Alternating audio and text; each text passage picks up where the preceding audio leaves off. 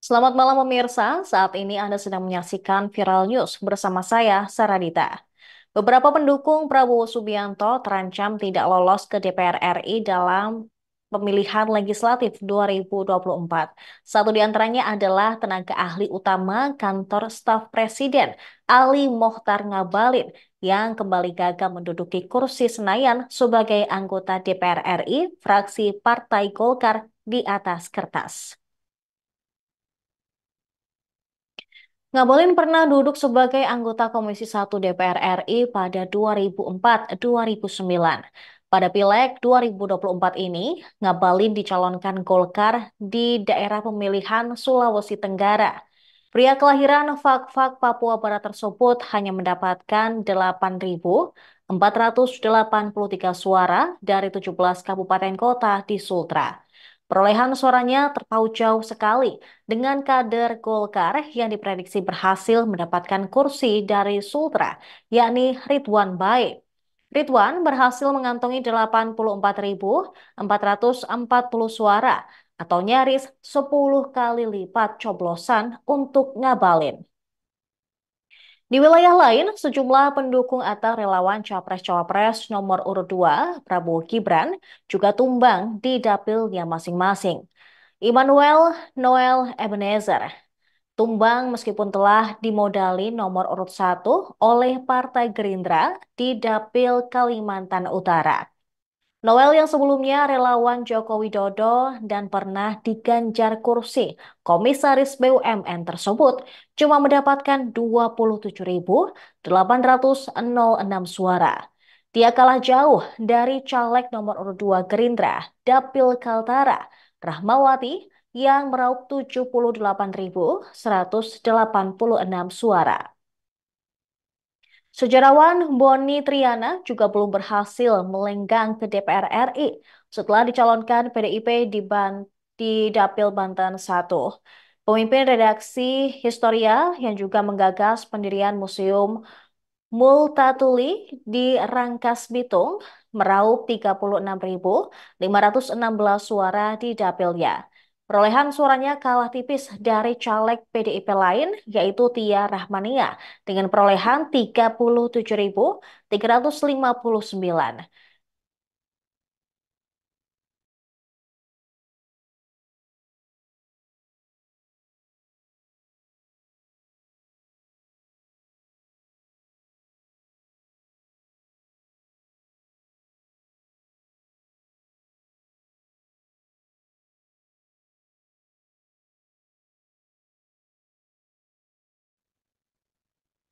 Mantan Wakil Gubernur DKI Jakarta, Ahmad Riza Patria, gagal melaju ke Senayan sebagai anggota DPR RI 2024.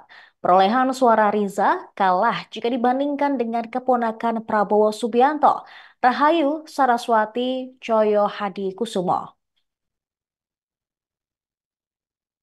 Hal ini berdasarkan hasil rekapitulasi penghitungan suara tingkat nasional untuk Provinsi DKI Jakarta di kantor KPU RI. Ketua DPD Gerindra DKI Jakarta tersebut hanya meraup 45.998 kursi, walau bercokol sebagai caleg nomor urut 1 Gerindra di Dapil Jakarta 3. Sementara Rahayu yang menjadi nomor urut kedua, meraih suara sebanyak 52.932 pada dapil Jakarta 3 yang meliputi Jakarta Barat, Utara, dan Kepulauan Seribu tersebut. Partai Gerindra diprediksi hanya mengoleksi satu kursi DPR RI karena ketatnya perolehan suara dengan partai-partai politik lain di dapil yang sama. Riza sebetulnya bukan belum pernah mencicipi empuknya kursi Senayan. Sebelum dipanggil Gerindra menjadi pendamping Anies Baswedan, Riza telah berstatus sebagai anggota DPR RI 2 periode. Pada periode pertama, dia terpilih dari Dapil Jawa Barat 5. Periode kedua, dia maju dari Dapil Jawa Barat 3. Sebelumnya pada 29 Februari 2024, Ahmad Riza Patria tidak ingin menanggapi lebih jauh soal isu dirinya menjadi bakal calon gubernur dalam Pilkada DKI 2024.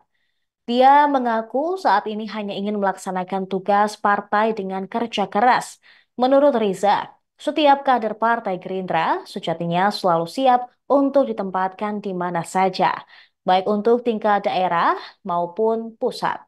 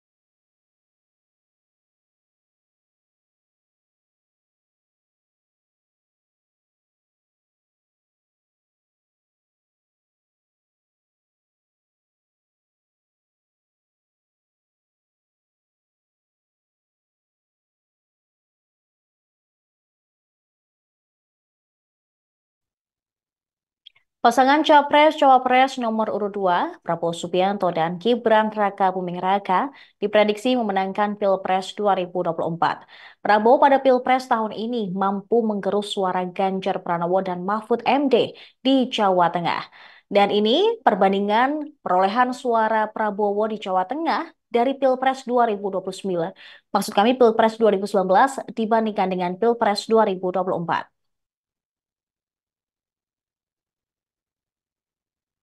Dikutip dari rekapitulasi suara Pilpres 2019, Prabowo yang kala itu menggandeng Sandiaga Uno harus mengakui kekalahan telak dari Jokowi dan Ma'ruf Amin di Jawa Tengah. Prabowo Sandi saat itu mendapatkan 4,9 juta suara, sedangkan Jokowi Ma'ruf 16,8 juta suara. Jokowi Ma'ruf tercatat mendapatkan suara sebanyak 16.825.511 suara. Sementara Prabowo Sandiaga Uno 4.944.447 suara.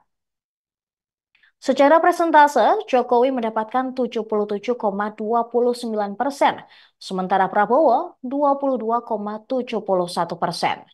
Sementara itu, berdasarkan rekapitulasi suara KPU, suara Prabowo di Jawa Tengah pada Pilpres 2024 melonjak hampir 3 kali lipat dari suara 2019. Prabowo yang saat ini menggandeng putra dari Presiden Jokowi, Gibran Raka Buming Raka, mendapatkan total 12.096.454 suara. Ini mengalahkan mantan Gubernur Jawa Tengah 2 periode, Ganjar Pranowo. Ganjar bersama Mahfud berada di posisi kedua, memperoleh 7.827.335 suara. Sementara itu di Jawa Tengah, posisi akhir ditempati oleh pasangan Capres-Cawapres nomor urut 1, Anies Baswedan dan Muhaimin Iskandar, dengan perolehan 2.866.373 suara. Secara persentase, Prabowo Gibran mendapatkan 53,1%, Ganjar Mahfud 34,3%, dan Anies Muhaimin 12,6% di wilayah Jawa Tengah.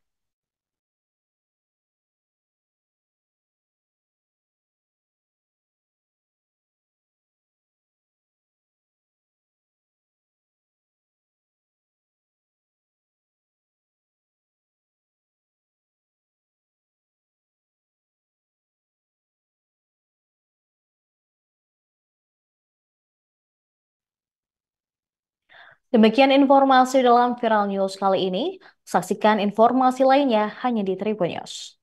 Download Tribun X sekarang, menghadirkan lokal menjadi Indonesia.